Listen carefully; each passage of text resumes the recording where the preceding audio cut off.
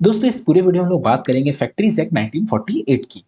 दोस्तों जैसा कि ये पूरा एक्ट है जिसमें बेसिकली फैक्ट्री में काम करने वाले कर्मचारियों से संबंधित और फैक्ट्री से संबंधित ये एक्ट बनाया गया है। ठीक।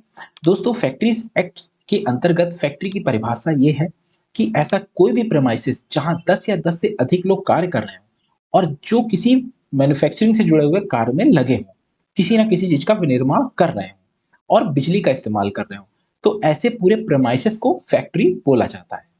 दोस्तों अगर हम इसके बैकग्राउंड की बात करें तो भारत में औद्योगिक क्रांति के पहले ऐसी कोई चीजें नहीं देखी जाती थी, ना ही इस रूप को संज्ञा दी जाती थी। ठीक।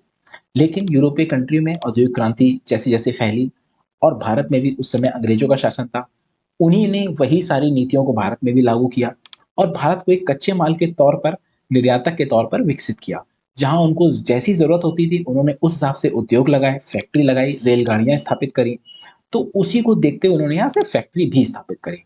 उस दौर में हम देखते हैं कि उस वक्त फैक्ट्रियों में काम करने वाले मजदूरों की दशा और कहते हैं ना वहां पर काम करने वाले घंटे, बच्चों का, महिलाओं का, कुछ भी ध्यान नहीं रखा जाता था। बेसिकली ध्यान रखा जाता प्रॉफिट का, क्योंकि अंग्रेजी शासन था। उनको ही भारत से कच्चा माल मिलता था, है ना, सूती वस्त्र हो गया, और वो सभी उद्योग जिनसे उनको जरूरत थी वो यहाँ लगाए जाते थे और उनका डेवलपमेंट किया जाता था। लेकिन जो लोग ये काम में करते थे उनको लेकर ध्यान नहीं दिया जा रहा था। और इसी तरह जहां जहां औद्योगिक क्रांति हुई वहां ये बातें उठी।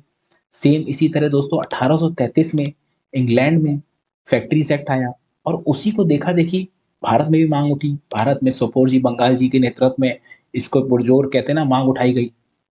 इसी तरह हम देखते हैं कि मुंबई में मेजर मूर के नेतृत्व में भी उन्होंने लिखा कि हमें फैक्ट्रीज एक्ट मिल होना चाहिए जहां पे मजदूरों की कार्य की दशाएं ठीक और कार्य के घंटे निर्धारित हों। क्योंकि उस वक्त ऐसे बहुत से थिंकर थे जो इस बात को जोर देते थे कि अगर आप मजदूरों को अच्छा एटमॉस्फेयर देंगे, काम के घंटों को फिक्स करेंगे, तो आउटपुट और अच्छा निकलेगा। और उसी को देखते हुए ही पहला फैक्ट्रीज एक्ट 1881 में आया। ठीक। जो लगभग 100 लोगों के ऊपर लगता था और उसमें बेसिकली महिलाओं और बच्चों पर ध्यान दिया गया। ऐसे दूसरा फैक्ट्रीज एक्ट 1891 में आया जो 50 या 50 से अधिक काम करने वाले मजदूरों और फैक्ट्रियों में लगता था। और समय के साथ दोस्तों 1920 में आईएलओ का गठन हुआ और उसके बाद हम लोग देखते हैं कि धीरे धीरे भारत में भी 1948 तक आते आते जब देश आजाद हो गया तो पूरा ये फैक्ट्री से डेवलप हुआ। और उसी की तरह दोस्तों आगे चलकर ये समय के साथ इसमें बदलाव होते गए और बेसिकली जो बदलाव हुआ वो किस पे हुआ? बच्चों पे, महिलाओं पे और पुरुषों के कार्य के घंटे पे। ठीक। दूसरा बदलाव हुआ जो कि वहां का एटमॉस्फेयर था कि जब आप फैक्ट्री में कोई काम कर रहा है तो वहां पे कैसा एटमॉस्फेयर हो, मतलब कि सैनिटेशन कैसा हो, साफ सफाई, ठीक, और लाइट कैसी हो, ठीक है, और ये सभी चीजें जो किसी भी व्यक्ति के काम के करने के कहते हैं ना सामर्थ्य और स्ट्रेंथ को अफेक्ट करती है उस पर। ठीक। तो समय के साथ ये बदलाव इन सभी में होते गए जो कि आधुनिकता की मांग भी था। ठीक। क्योंकि अगर हम पहले दौर पे देखें तो उस वक्त में एम्प्लाई और एम्प्लायर, कहते हैं ना जो मजदूर और एम्प्लायर था, ये वर्ग एक नया ही उभरा था। क्योंकि अगर हम औद्योगिक क्रांति के पहले भी देखेंगे तो तब ये दो वर्ग नहीं होते थे। तब एम्प्लॉयर और एम्प्लॉय के बीच में इतना गैप नहीं था। लोग 15-20 लोग एक जगह काम करते थे और मान लो ज्यादा भी काम कर रहे हैं तो एम्प्लॉयर और एम्प्लॉय का रिलेशन होता था आपस में। लेकिन जैसे ही औद्योगिक क्रांति आई वो गैप बढ़ गया। और उस गैप को बढ़ने से क्या हुआ कि जब एम्प्लॉय और एम्प्लॉयर एक दूसरे के लिए नहीं सोचेंगे, एम्प्लॉयर सिर्फ अपने प्रॉफिट के लिए सोच रहा है और एम्प्लॉय सिर्फ अपने रोजी रोटी और जीवन यापन के लिए सोच रहा है, तो वो गैप भी बढ़ रहा था और जो आउटपुट है वो गिर रहा था। क्योंकि जब एम्प्लॉय ही नहीं खुश होगा तो आउटपुट कैसे बढ़ेगा? तो इसीलिए ही ये सारा एक्ट बनाया गया कि एम्प्लॉय का भी ध्यान रखा जाए, ताकि जब एम्प्लॉय अपना 100% देगा तो इकोनॉमी में भी ग्रोथ होगा। तो इसी के लिए ये जो पूरा लेबर कोड बना समय के साथ साथ आज करंट में, तो उस पूरे लेबर कोड में इस एक्ट के अलावा 12 और एक्ट है जो occupational health and safety labour code का एक पार्ट है। ठीक दोस्तों, अब हम इसको थ्योरी से फिर माइंड मैप से देखते हैं। ठीक। दोस्तों हम लोग फैक्ट्रीज एक्ट 1948 के माइंड मैप को समझ लेते हैं। ठीक है। और जो थ्योरी को पढ़ा है उससे माइंड मैप पूरा क्लियर रहेगा। ठीक। तो सबसे पहले हम देखते हैं कि इंट्रोडक्शन। ठीक है। इंट्रोडक्शन जैसा हमने देखा हुआ था। ठीक।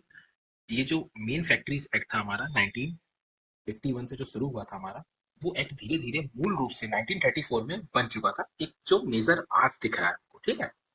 और उसके बाद ही फिर धीरे-धीरे वो आया और फिर वो मेन एक्ट लगा आके 1 अप्रैल 1949 को लागू हो गया, ठीक? जो इसमें मेजर अमेंडमेंट हुए थे वो क्या हुए थे? वो हुए थे ओवर टाइम लिमिट्स, ठीक है? अगर ज़्यादा काम करते हैं उसके लिए और हज़ार्डस प्रोसेस क्योंकि उसमें बहुत से ऐसे थे, कोयला खान मज़दूर थे जहाँ बहुत ही खतरनाक जगह पे लगे थे, केमिकल से जुड़े हुए काम कर रहे थे, ठीक? और उसके बाद regulate working condition and safety. ये बेसिकली ये काम हुए थे जो उस समय चीज़ों को जोड़े गए और 1934 तक आते-आते, ठीक है? अब हम इसके प्रोविजंस देख लेते हैं।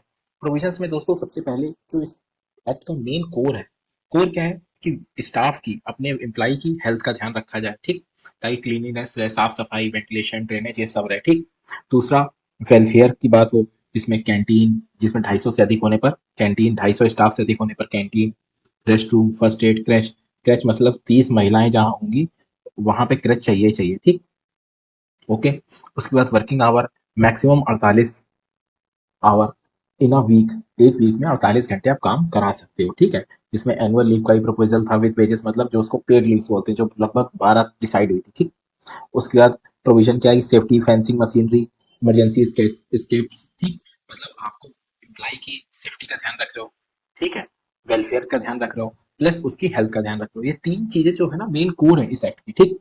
उसके बाद देखो अमेंडमेंट क्या हुए दोस्तों। मेन अमेंडमेंट्स क्या थे इसमें कि जो सेंट्रल गवर्नमेंट ने कहा कि भैया स्टेट भी अपने अपने यहाँ लॉ बना सकता है अपने अपने हिसाब से, ठीक है? प्लस इसमें एक लेटेस्ट अमेंडमेंट बिल आया 2016 में